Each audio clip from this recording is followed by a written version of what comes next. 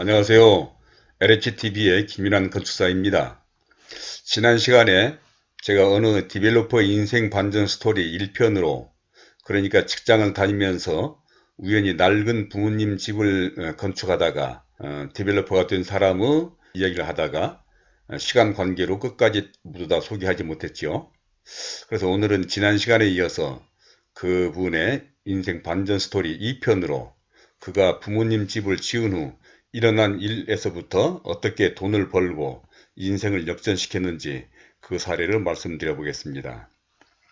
그러니까 지난 시간에 말씀드린 것처럼 그 사람은 어렵게 부모님 집을 건축하기로 결정을 하고 드디어 그 건물을 완성하였습니다.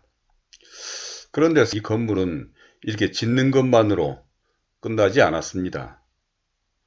건축한 지 얼마 되지 않아서 매매가 된 것이기 때문입니다. 그러니까 원래는 사실 이분의 목적은 낡은 집에 사시는 부모님의 거처 문제를 해결하기 위해서 어렵게 일을 시작한 것이었는데 아주 뜻밖의 일이 벌어진 것입니다. 그러니까 건축하는 내내 그 모든 것을 지켜본 어느 사람이 이 건물을 욕심을 낸 것이죠. 위치도 좋고 건물의 외관과 특히 3층의 주인집의 구조가 마음에 든 것입니다. 그렇습니다. 사람들은 아파트만 살다 보니까 아파트만 최고의 집인 것처럼 생각들을 하는데 주택은 나름대로 아파트와는 비교할 수 없는 재미가 있습니다. 바로 아파트와는 비교할 수 없는 넓고 밝은 거실과 주방, 또 집주인의 특성에 맞게 설계한 평면 구조와 실내 분위기, 또 거실을 높여서 시원한 구조와 벽난로까지, 게다가 다락도 있고 특히 옥상에는 조그만 텃밭과 취미 생활을 할 수 있는 옥상까지 이렇게 설계할 수 있으니까 이런 것은 답답한 아파트하고는 비교할 수 없는 특징이 아니겠습니까? 이런 것은 당시 그 집에 대한 자료가 지금 없어서 유사한 다른 상가주택의 주인집과 다락의 설계 도면으로 한번 지금 좀 설명을 해 보겠는데, 그러니까 이런 집은 건설회사가 일방적으로 지은 획일적이고 보편적인 아파트에 비해서 자신이 직접 집을 지으면 자신의 특성과 취향 등을 고려한 자신에게 딱 맞는 집을 설계하고 건축할 수 있는데, 바로 이런 식으로, 그것도 원가로 말이죠, 자신의 집을 지을 수가 있는 것입니다. 그래서 그런 집의 사례를 한번 제가 설명해 보겠습니다. 바로 이렇습니다. 그런 집들은 대체로 이거는 이제 뭐 그 당시의 집이 아니고 최근에 바로 이런 상가주택에 관한 지금 건축 중인 집을 설명해 보고자 하는데, 그러니까 예를 들면 1층에 뭐 이런 상가가 이렇게 생기는 거죠. 그리고 2층과 3층은 이거는 이제 4층 건물이기 때문에 2층과 3층에는 임대주택으로 해서 투룸 또는 쓰리룸으로 해서 두 가구씩 정도 들어갈 수가 있죠. 네 가구가 들어가는 것이고, 이게 이제 4층이고 이게 다락인 그런 이제 이런 건물을 짓게 되는 건데, 그래서 이제 주인이 거주하게 되는 그 집을 한번 제가 한번 보여드린다면, 이게 4층인데 4층 평면은 어떻게 생겼냐면 이렇게 구조가 되어 있습니다. 그러니까 이게 지금 엘리베이터에서 내려가지고 현관에게 들어오게 되면 이게 지금 현관인 것입니다. 이게 현관에 들어오면 바로 이제 중정이 보이고, 이게 거실이고 넓은 거실이고, 이게 주방 식당, 이 아일랜드 식탁이죠.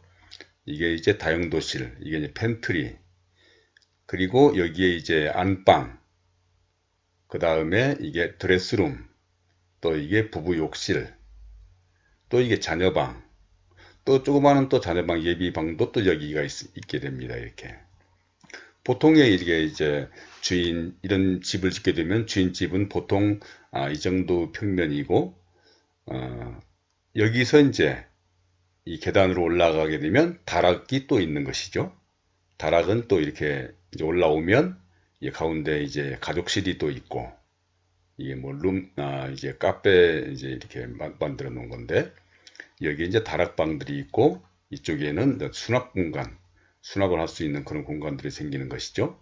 또 그리고 여기에서 이렇게 나오게 되면 옥상에 또 이런 정원이 있고 데크도 있고, 특히 이쪽에가 이제 이게 거실인데, 그러니까 거실에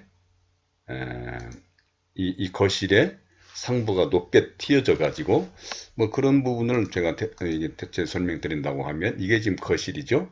이게 주방 식당. 여기 보이는 게 중정이고 여기서 이제 다락으로 올라가는 계단이 되는 거고 이 거실 상부가 높습니다. 그 아파트하고는 차원이 다른 뭐 그런 것이고 이런 벽난로로 또 있는 것이죠. 그럴 수도 있는 거고. 자, 그러니까 이제 다른 측면에서 본 이제 이 집인 모양입니다. 벽난로가 있고, 이게 거실 소파고, 이게 주방 식당이고, 이게 중정이죠. 이게 다락의 이제 어떤 모습입니다. 또 현관에 들어오자마자 이건 다락으로 올라가는 계단이고, 여기에 이제 중정이 보이는 상당히 그 멋스러울 것입니다. 이렇게 되면. 또 이 자녀방에서 본 중정의 모습이죠. 또 뭐 이렇게 한다고 하면, 뭐 아마 제가 보기에는 이런 아파트에 뭐 그런 것보다는 훨씬 더 수익도 올릴 수 있기도 하고 이 주택이 훨씬 더 아까 보시다시피 더 훨씬 재미난 아파트하고는 비교가 안 되는 그런 다양한 평면에 다락까지 있으니까 말이죠. 거기다 옥상 정원까지 있으니까 중정도 있고 아마 이런 점에서는 아파트하고는 비교할 수 없을 것입니다. 그래서 이 집을 사려고 하는 그 사람은 아파트를 사려는 돈보다도 적은 돈으로 그 집을 살 수 있게 되었는데, 그러니까 그것은 새로 지은 건물은 임대 보증금과 전세금을 빼면 그 건물의 가격이 오히려 자신이 사려고 한 아파트보다도 더 저렴했습니다. 거기다가 또 뭐가 있습니까? 매월 월세 수입도 생기니 그냥 아파트에 사는 것보다는 훨씬 나았던 것이죠. 이런 것은 거의 대부분의 상가주택과 최근 신도시에 많이 건축되고 있는 주택들이 그렇습니다. 아파트와는 비교할 수 없는 재미있는 구조의 주인집, 그리고 임대 수익까지, 특히 아파트보다는 훨씬 많은 땅을 가지고 있지 않습니까? 아파트야 무슨 뭐 땅에 대한 지분이 얼마 되지 않으니까. 그런데 이런 땅들은 사례마다 다르긴 하겠습니다만은 보통 뭐 70평에서 아니면 작게는 한 4, 50평 뭐 이런 땅들이니까 어쨌든 아파트보다는 더 넓은 땅을 가지고 있는 것이죠. 그러니까 이 건물의 가치는 매년 상승하기 마련 아니겠습니까? 이렇게 됨으로써 그 사람, 그러니까 이 부모님 집을 지은 그 사람은 뜻밖의 생각지도 못한 큰 돈을 벌게 된 것입니다. 뭐 아쉬워서 파는 것도 아니고 그러니까 요구할 수 있는 최대한 금액을 받은 것이죠. 그러니까 땅값과 공사비에 설계 감리비, 재세금, 건축기간 동안의 금융비 등 원가보다 훨씬 많은 이윤을 본 것입니다. 그러나 그 금액은 매입자가 사려는 아파트 값 정도였습니다. 아까 말씀드린 것처럼 아파트보다도 그 아파트에는 많은 거품이 들어있는 데다가 바로 이런 건물은 수익형 건물로서 자신이 그 건물에 살면서 나머지는 임대 수익을 기대하는 은퇴자나 웬만한 아파트 가격으로 살면서 수익을 창출하며 향후 건물의 상승을 기대하는 사람들이 많이 구하려는 건물이기 때문에 뭐 이러한 건물들은 뭐 비단 이 사람의 건물만이 그런 것은 아닌 것입니다. 게다가 또 그 사람에게는 또 이것만으로 끝나지 않았습니다.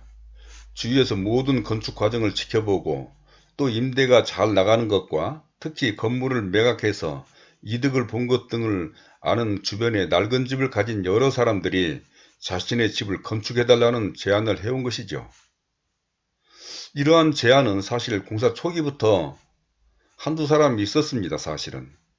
그렇지만 그때는 아직 끝나지도 않았고 뭐 잘 모르는 입장에서 확실한 대답을 하지 않았는데 이제는 그 집을 짓고 나니 건축에 대하여도 많은 공부를 하였고 특히 또 건축에 대한 흐름도 알았으며 또한 건축사나 시공회사, 세무사 등 전문가만 잘 활용하면 뭐 그렇게 어렵지 않게 뭐 이런 것을 할 수 있겠다는 것을 몸소 깨달았기 때문에 자신감이 생겨서 그 사람은 그 해에 인근에 또 다른 낡은 집을 유사한 건물로 건축하기도 했습니다. 그리고 연이어서 다른 사람은 세 번째 건물을 짓더니 그 다음에는 다른 사람의 공사를 하는 것이 아니라 낡은 집을 직접 사서 건축을 하기에 이르렀습니다. 그러니까 그렇게 어렵고 두렵게만 느끼던 건축이 해보니까, 뭐 따져보니까 전문가만 잘 활용하면 되고 좋은 파트너십만 구축하면 특별히 자신이 할 일도 없다는 것을, 뭐 그런 점에서 뭐 어설프게 뭐 주식이나 경매 등 다른 재테크보다도 훨씬 좋다는 것을 몸소 깨달은 것이죠. 특히 세 번째 건축 이후 그는 그동안 다니던 직장을 그만둬 버렸습니다. 아예 이 사업, 그러니까 집장사, 뭐 그러니까 이 디벨로퍼 사업에 본격적으로 뛰어든 것이죠.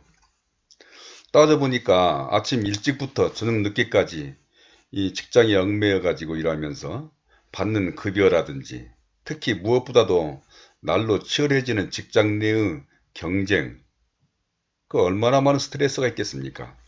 또 중요한 것은 언제 쫓겨날지도 모르는 장래 등을 생각하니 이보다도 더 자신의 장래를 보장하는 일은 없다고 생각하게 된 것이죠. 또 자신도 그랬지만 많은 동료들이 재테크를 위해서 여러 노력들을 하고 특히 늘 퇴직 후나 은퇴 후의 일들을 걱정했는데 이보다도 더 좋은 안정된 일도 없고 더 확실한 직업도 없다고 생각한 것입니다. 그런 그에게는 또 다른 점이 있었습니다. 직장 생활을 하면서 특히 경영을 공부한 그 사람은 많은 생각과 아이디어가 있었죠. 그러니까 회사를 다니면서 터득한 뭐 각종 아이디어, 정말 우리가 회사를 다니면서 한 그런 노력들을 아마 우리가 하는 사업에, 내가 하는 사업에 아마 투자한다면 아마 뭐 모든 일을 다 할 수 있을 것입니다. 그만큼 회사에서 얼마나 우리가 열심히 하고 많은 생각과 노력을 하겠습니까? 특히 회사에서의 경험, 뭐 경영적인 것이라든지 그런 것들 이 사업에 접목한 것이죠. 뭐 컴퓨터 활용은 말할 것도 없고 금융을 활용하는 것이라든지 세금 문제, 또 부동산을 바라보는 안목이 달라졌습니다. 그러니까 아마 이런 것들은 오히려 건축만을 전문으로 하는 사람보다도 훨씬 더 남다른 것이죠. 건축하는 사람들은 아마 이런 경영이라든지 회사에 다니면서 터득한 각종 아이디어라든지 그런 것도 없이 그저 주먹구구식으로 하는데 이 사람은 좀 정말 그 명석한 두뇌와 번뜩이는 그런 아이디어, 그리고 젊은 사람의 결단력까지 갖춰가지고 대단히 능력을 이 분야에서 발휘하는 것 같았습니다. 그렇게 하더니 그 사람은 지금 어느 정도까지 발전했느냐면 이제 건설회사를 운영하고 있습니다.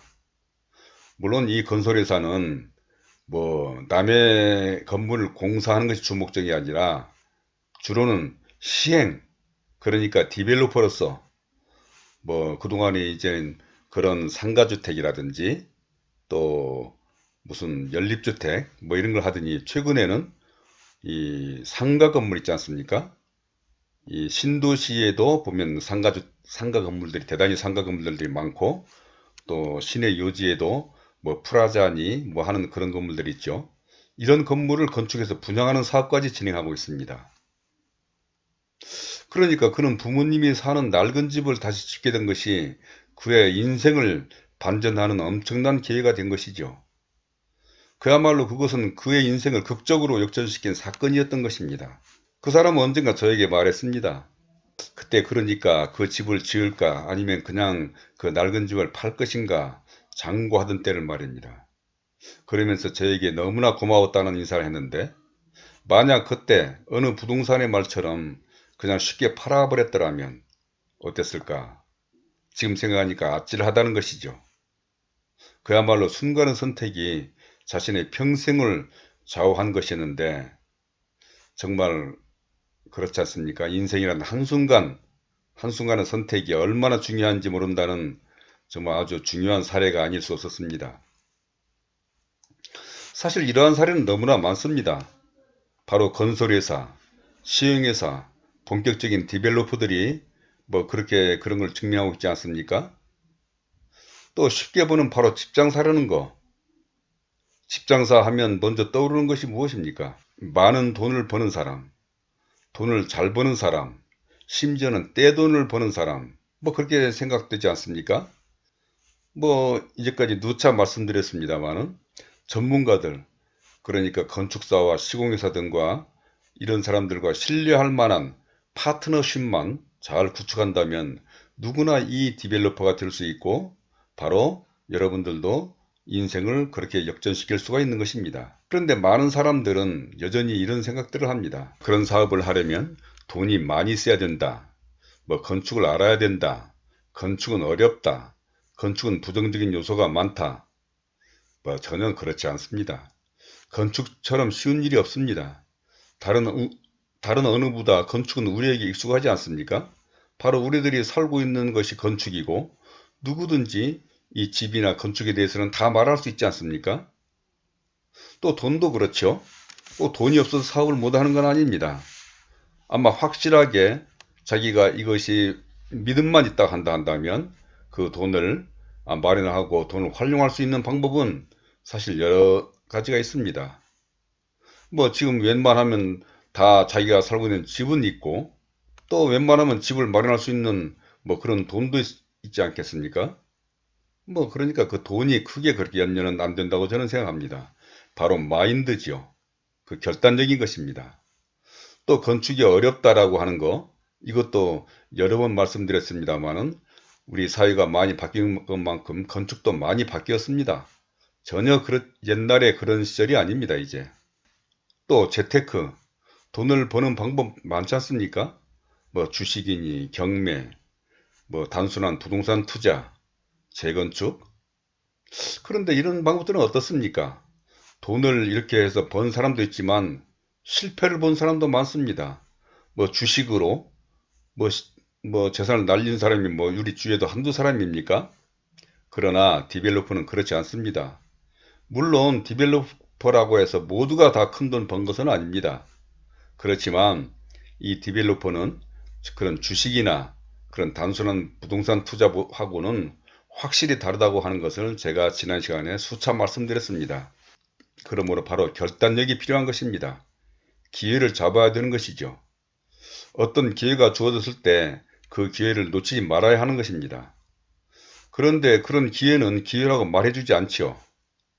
그 기회를 잘 활용하면 바로 인생을 역전시킬 수 있는 기회가 되는 것이고 그냥 지나쳐버리면 기회였는지도 모르는 것이죠. 그런 기회는 우리 주변에 항상 끊임없이 오고 있습니다. 바로 이 디벨로퍼도 누구나 잡을 수 있는 기회이고 바로 누구나가 할 수 있는 바로 기회인 것입니다. 그래서 지금 바로 기회이기 때문에 이 기회를 잘 잡아서 여러분들도 이 디벨로퍼에 대해서 아마 신중하게 생각해 본다면 여러분들에게 바로 이런 기회가 주어질 것이라고 생각합니다. 자, 이제까지 이 어느 디벨로퍼의 성공한 스토리를 여러분들에게 소개하였는데 앞으로도 이와 유사한 사람들 그런 사례들을 또 소개하도록 하겠습니다. 지금까지 시청해 주신 여러분들께 감사드립니다. 감사합니다.